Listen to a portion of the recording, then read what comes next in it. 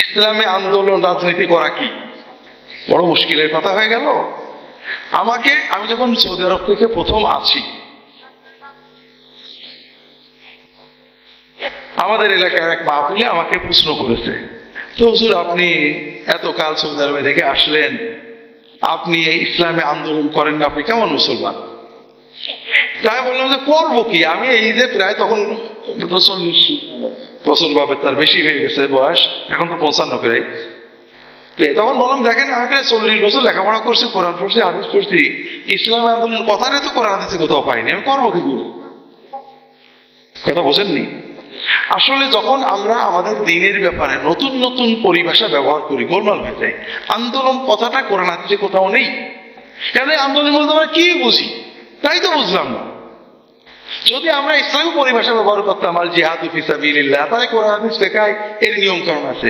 আর দাওয়াতু ইলাল্লাহ, আল্লাহর পথে দাওয়াত, আমরু বিল মারুফ, নাহি আনিল মুনকার, প্রত্যেকটার ইসলামী বিধান আছে। আন্দোলন মানে না কি তাই তো বুঝিনি। আন্দোলন বলতে আমরা কি বুঝছি? রাজনীতি। রাজনীতি বলতে আমরা কি বুঝছি? রাজনীতি বলতে এই যে রাজনীতি, এই শব্দটা আমরা শিখেছি ইউরোপ আমেরিকাতে। রাসূলুল্লাহ সাল্লাল্লাহু আলাইহি ওয়াসাল্লাম সাহাবীরা অন্য পরিভাষা ব্যবহার করতেন।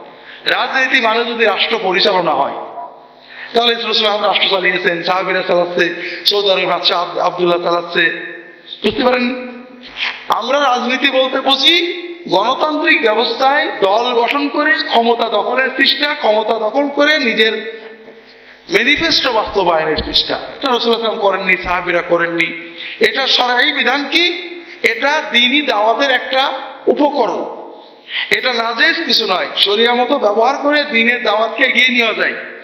কিন্তু দ্বীনের দাওয়াতের অন্যান্য উপকরণ করা যায়। কাজে আমরা এইভাবে না করে, রাজনৈতিক মাধ্যমে না করে, ওয়াজের মাধ্যমে, বই লেখা বিভিন্ন ভাবে করা যায়। এ ব্যাপারে ইহইয়াউস সুনান বইয়ে এবং আল্লাহর পথে দাওয়াত বইয়ে আমি লিখেছি।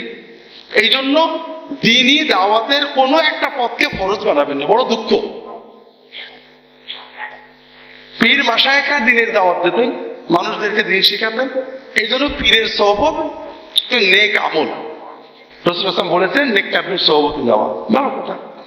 এই পীরের সহবত থেকে পীরের মুরিদ হওয়ার, মুরিদ কোনো কোরআন হাদিসের শব্দ না।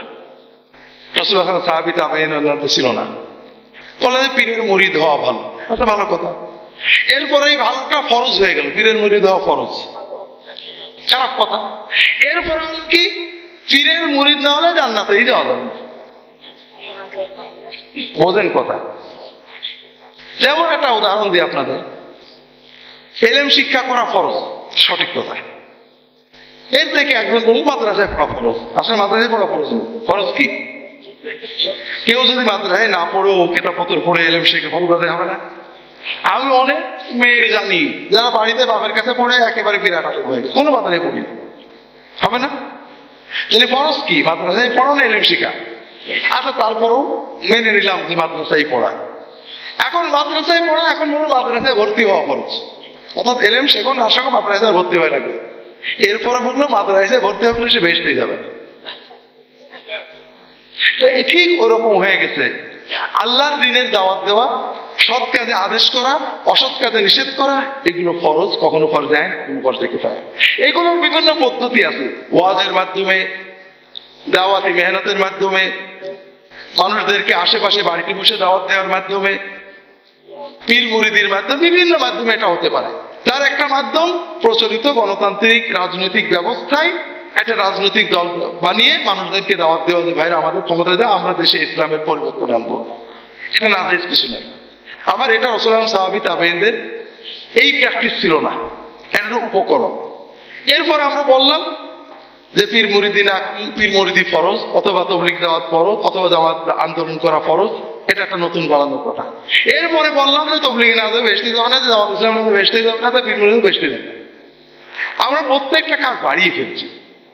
আমাদের সমস্যা হলো ভাইরা, ফরজে আইন ফরজে কিফায়া বুঝি না। দুনিয়ার প্রতিটি মানুষ যদি, যে আমার আপনারা জানেন গার্মেন্টস যে একটা জামা হয়,